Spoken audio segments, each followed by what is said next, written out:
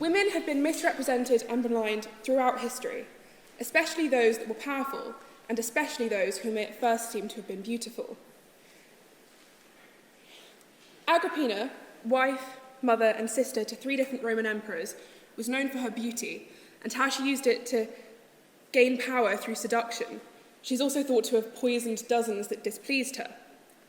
Cleopatra was known as a seductress who bewitched Mark Antony, among others, and who should be known only for her sex appeal. Mary Antoinette is known primarily for the line, "Let them eat cake," a response to the statement that the peasants had no bread. But I think these ideas are worth challenging. Are they power-hungry villains, schemers, and seductresses, or are they something more? And if they are, how have these ideas become so pervasive in our society? Agrippina was born in the year 15 AD in the town Oppidum Ubiorum, now Cologne. Her father was a powerful politician and at one point the heir to Emperor Tiberius. Her mother was the great-granddaughter of Augustus, the first emperor of Rome. Her brother was Caligula, the third emperor. Her husband was Claudius, the fourth, and her son was Nero, the fifth. She is known as one of the most powerful women of the Roman Empire, and with good reason. With family connections like these, how could anyone fail to be powerful? But the language used to describe her vilifies her. Tacitus refers to her as savage and cruel. She is known for banishing or murdering women that were too beautiful, or for poisoning men who threatened her son's power. She is said to have married Claudius for money and power, to have controlled him from behind the scenes, and then to have murdered him when he was no longer useful. Denison calls her that ambitious termagant, meaning shrew. She is presented through her sexuality and lust for power as evil, ruthless, or seemingly the only other alternative, as weak. But these views are worth questioning, as well as the double standards behind them.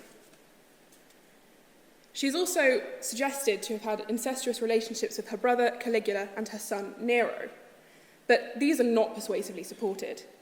They are backed up only by ancient rumours, as if historians 2,000 years from now looked back on fragments of tabloid press and called it fact. They can be convincingly, if not totally, debunked. The suggestions that she poisoned people routinely is also, in my opinion, almost unimportant. Obviously, I don't recommend poisoning people in your daily lives, but in the Roman Empire, it was something quite different. 23 of the 70 emperors in a 400-year period were assassinated, along with dozens of other suicides, forced suicides, possible assassinations, deaths in captivity, deaths in war. As it may seem, the Roman Empire was a bloody place. During the 70-year reign of Shapur II, a Sasanian king, 8 different Roman emperors came and went. By using the murder of Claudius, which isn't even certain, to label her as power-hungry and backstabbing, historians are being quite unfair. People were poisoned routinely in those days, and the more power you had, the more you were at danger. It's not exactly clear-cut to say that because she did this, she was a bad person. She was politically powerful, but she was reduced to her sexuality. The Romans were offended enough by the Hellenistic nature of their lavish monarchy when it was held by men. In the hands of women, it was simply unacceptable.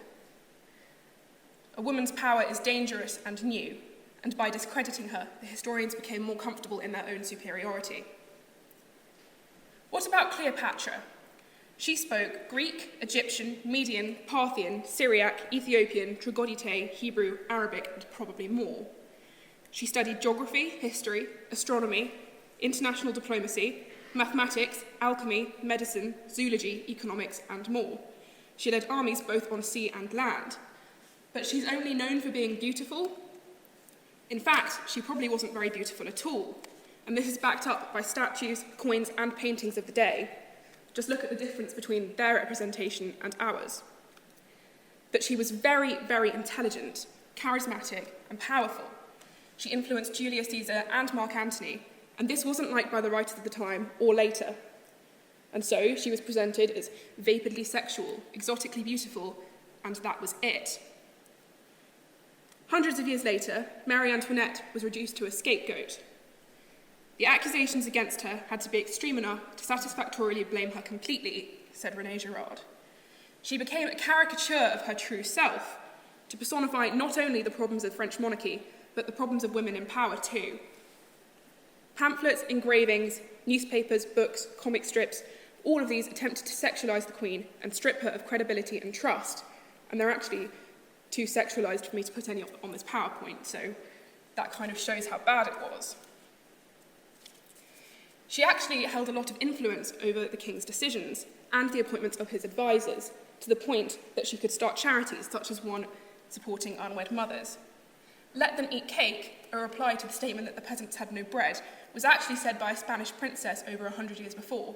Obviously, Marie Antoinette might have said it as well, but the fact that it is so readily accredited to her that it has become one of the most famous quotes in history is, again, unfair.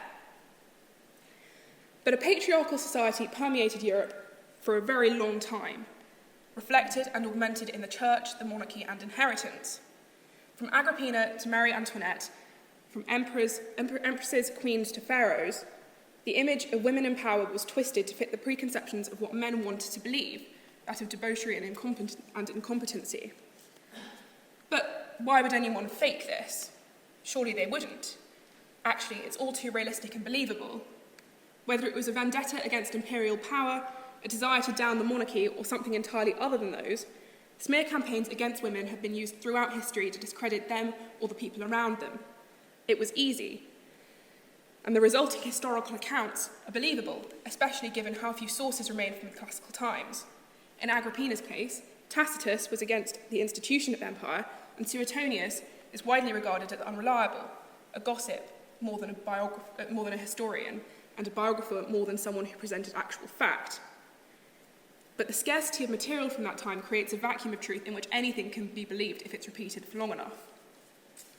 But a more disappointing reason, and one that falls mostly on us, is entertainment. We like films and books and operas about despicable, depraved characters, and we find it entertaining to watch material that presents women as one-dimensional caricatures. If we look at the truth, we get a more rounded image, that these women were not perfect, of course they weren't, but they were no worse than the men of the time. Agrippina was responding to a society in which women were only for the advancement of their male relatives. She probably saw it as her duty to get her son onto the throne or as near to it as possible. Her single-mindedness shows a highly ambitious and focused politician, but this wasn't a bad thing. Rome actually probably benefited from Agrippina's use of power. She was important during the reign of 3 either mad or ill kings, who was holding the monarchy or the kingdom together at a time when the emperor wasn't. Cleopatra did, of course, have children with both Caesar and Mark Antony, but she also massively benefited Egypt and even left behind medical tomes she had written. She was massively undercredited because all the sources from the time are Roman and written to please the then Emperor Augustus. Of course, they would present Cleopatra in an incredibly negative light. Marie Antoinette gave to the poor, but this doesn't seem to be what we see of her in today's culture. In my title, I speak of double standards. Why? These women were held to a different set of ideals than the powerful men of the time. History has perpetuated the idea that they spent their hours seducing powerful men or poisoning rivals or laughing at the poor. But these women were misrepresented.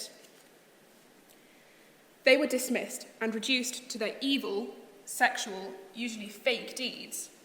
Believing and perpetuating it for the sake of entertainment, fun, or interest only continues the historical tradition of denying women power and credibility.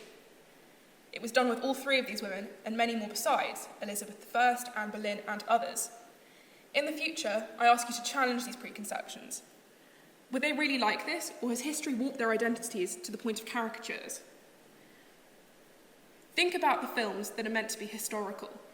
Are these women being punished just because they didn't shrink away from power? And if you read a book that's supposed to be historical, or see a play that's meant to be factual, please ask yourself whether the women were really like this. I hope that you will challenge these ideas and come to think more clearly about the past and how we see it. Thank you.